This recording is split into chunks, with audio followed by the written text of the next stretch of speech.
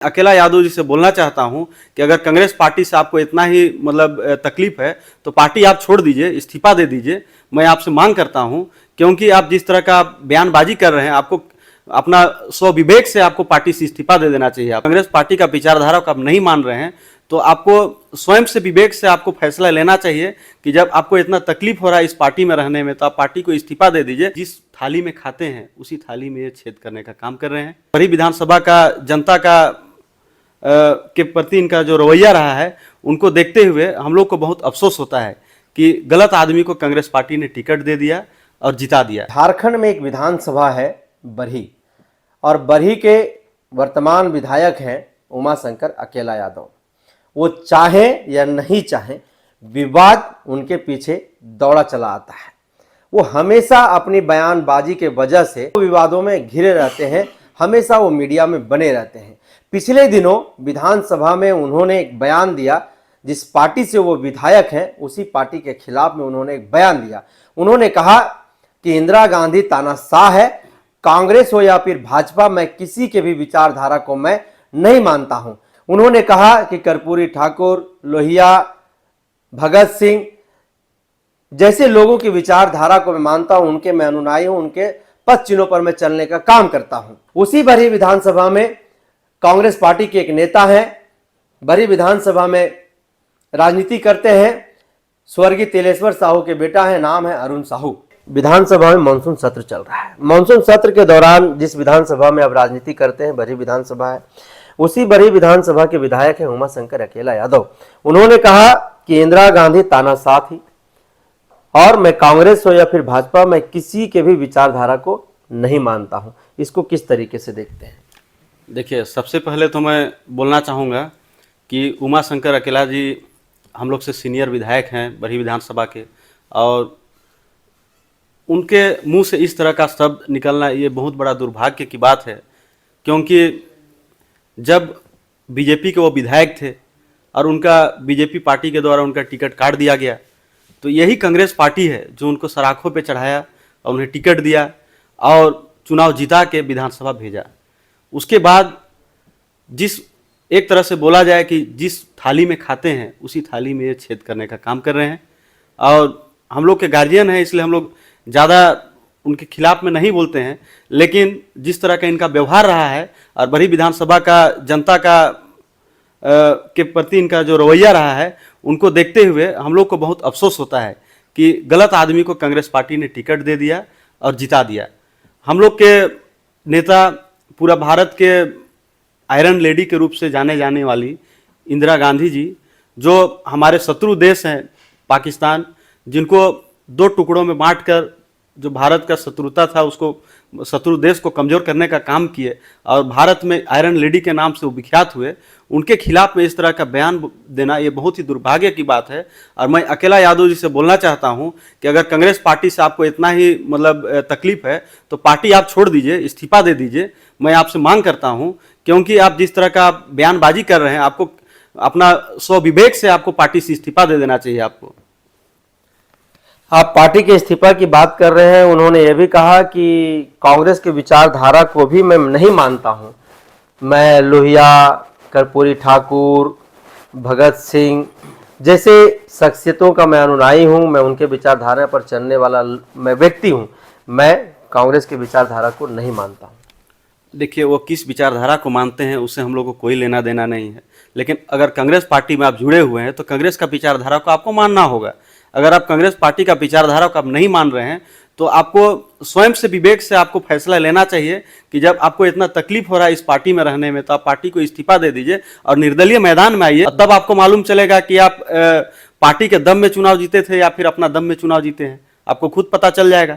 क्योंकि जिस तरह का आप व्यवहार कर रहे हैं, आप बरही विधानसभा का जो जनता है उसके साथ भी आप धोखा कर रहे हैं। कितना आपके ऊपर में उम्मीद बैठाए बरही विधानसभा की जनता, आपको वोट देके जिताई है, और अभी भी आप अगर बरही विधानसभा में घुस जाइएगा तो हम बताना चाहते हैं कि जीटी रोड से अगर एक बिता भी अगर आप नीचे उतरिएगा, कोई भी गली में जाइएगा, तो आप देखिएगा रोड है कि खेत है, पता नहीं चलता है। हर जगह गड्ढा है, गड्ढा में खेत है, गड्ढा में रोड है या रोड में गड्ढा है, कुछ पता नहीं चलता है। और विधानसभा क्षेत्र का विकास का बात को करने के जगह में आप गलत गलत बात करते हैं, ये बहुत ही दुर्भाग्य की बात है। आपके पिताजी स्वर्गीय तिलेश्वर साहू उसी विधानसभा में राजनीति करते थे और एक अच्छी लोकप्रियता थी उनकी लोगों के बीच में। आप भी उसी विधानसभा में राजनीति कर रहे हैं, कांग्रेस के आप नेता हैं। अगर मैं झारखंड अलग होने के बाद अगर मैं 22-23 साल की सफ़र की मैं बात करूं तो गांव-गांव आप घूमते हैं। 2 बार के विधायक उमाशंकर अकेला यादव हैं, 2 बार विधायक जो है सो मनोज यादव भी रहे हैं वहाँ से। किस तरह का विकास धरातल पर दिखाई देती है, जिस तरह से सार्वजनिक मंच पर या फिर चुनावी मैदान में जब ये लोग होते हैं, चुनावी मंच से जो ये लोग बातचीत करते हैं, जो हुंकार भरते हैं, धरातल पर कितना दिखाई देता है? देखिए, बरही विधानसभा के लिए मैं एक शब्द बोलना चाहता हूँ। यहाँ पर उमाशंकर अकेला जी जो वर्तमान विधायक है वो हो या फिर पूर्व विधायक मनोज यादव जी, दोनों का एक ही बात है। कभी उमाशंकर अकेला जी बीजेपी में रह के कांग्रेस को गरियाते थे और कांग्रेस में आ जाने के बाद बीजेपी को गरिया रहे हैं। उसी तरह मनोज यादव का भी हाल है। कांग्रेस में थे तो कांग्रेस का बड़ाई करते थे, बीजेपी को विरोध में करते थे, रोज गाली देते थे। अभी बीजेपी में चल गए हैं, अब बीजेपी में आ जाने के बाद कांग्रेस को गाली दे रहे हैं। लेकिन ये लोग कभी भी मतलब जो क्षेत्र की जन समस्या है उसके लेके एक दूसरे से कभी नहीं लड़े। आप अगर देखिएगा बरही चौक में पानी टंकी बना हुआ है, कितना दिन हो गया। अकेला यादव जी पूर्व में जब विधायक थे उसमें बना है और उसके बाद मनोज यादव जी आए, उनके रहल में भी जो मीनार है वो खड़े का खड़े रह गया, पानी का एक बूंद नहीं गया। दोबारा अकेला यादव जी विधायक बन के आ गए, लेकिन भी वो पानी टंकी चालू नहीं हुआ। इस तरह का बरही विधानसभा के साथ धोखा हो रहा है। अब बरही चौक में जाइएगा तो पानी का जलस्तर है 1000 फीट से नीचे हो गया है करीब करीब, हमको लगता है। वहाँ पानी खरीद का आदमी पीता है बरही चौक का आदमी लोग गर्मी का मौसम में। और यहाँ का जो नेता लोग है उसका जो सोच है, कितना घृणित सोच है कि इन सब बातों को ये लोग नहीं उठाएंगे। अरे भाई, इसके लिए लड़ाई लड़ी है ना कि पानी कैसे पहुंचेगा बरही विधानसभा में। बगल में तिलैया डैम है, हमको लगता है कि 2 किलोमीटर भी नहीं होगा बरही चौक से, लेकिन वहां का पानी जा रहा है बांग्लादेश। लेकिन यहाँ का आदमी साला प्यासे है। बगल में बिजली उत्पादन हो रहा है, थर्मल पावर प्लांट है, पूरा दुनिया में जा रहा है वहां से बिजली। लेकिन बरही विधानसभा में मतलब अंधेरे में जिंदगी जी रहा है आदमी।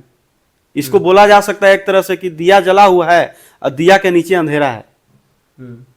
इस तरह का ये लोग का व्यवहार रहा है। कभी भी मैं आज तक देखा हूं ना मनोज यादव जी अकेला जी का विरोध करते हैं, ना अकेला जी मनोज जी का विरोध करते हैं। बस विधायक दोनों में हमको लगता है कहीं ना कहीं सेटिंग है कि इस 5 साल के लिए मैं हूं तो अगला 5 साल के लिए आप हो। इस तरह इन लोग का चल रहा है। तो क्या ऐसे में बरही विधानसभा की जनता बदलाव की ओर क्या लगता है 24 में जाएगी? देखिए, बरही विधानसभा हम लोग गांव गांव में घूम रहे हैं, जहां भी जाते हैं तो यही बात होता है, कभी ये कभी वो। अभी आप चल जाइएगा, इलेक्ट्रिक का ही आप बात करते हैं तो किसी गांव में अगर ट्रांसफार्मर उड़ जाता है तो 1-1 महीना 2-2 महीना 6-6 महीना तक उस गांव में ट्रांसफार्मर चेंज नहीं होता है, जिस तरह का वहाँ का स्थिति है। और वहाँ का आदमी लोग विधायक के पास जाता है तो विधायक बोलता है कि अरे वो गाँव से तो हमको वोटे नहीं पड़ा है, मेरा कार्यकर्ता को लेके आओ, चाहे फलना से जाके मिल लो। इस तरह के इन लोग का व्यवहार रहता है, तो कहाँ से वहाँ काम होगा। एक तो विधायक जी अफसर लोग को टाइट नहीं करते हैं, बात नहीं बोलते हैं कि काम कीजिए बोल के, या फिर अफसर लोग इनका बात नहीं सुनते हैं।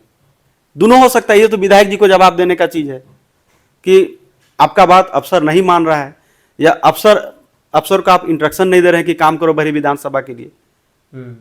और जनता जिस तरह का बीच में जो बात आता है कि विधायक के पास जाने के बाद भी 6-6 महीना तक 1-1 महीना तक ट्रांसफार्मर नहीं आ रहा है, अंधेरे में आदमी लोग जी रहा है। मैं बात करना चाहता हूँ बरही विधानसभा के बरही प्रखंड के रानीचुआ पंचायत का। उस पंचायत में एक गांव है धोपघाट। उस गांव में मतलब उग्रवाद प्रभावित क्षेत्र के नाम से वो जाना जाता है, और रोड का इतना खराब स्थिति है उस गांव में, मतलब जाइएगा तो आपको 2 घंटा 3 घंटा लगेगा उस गांव पहुंचने में।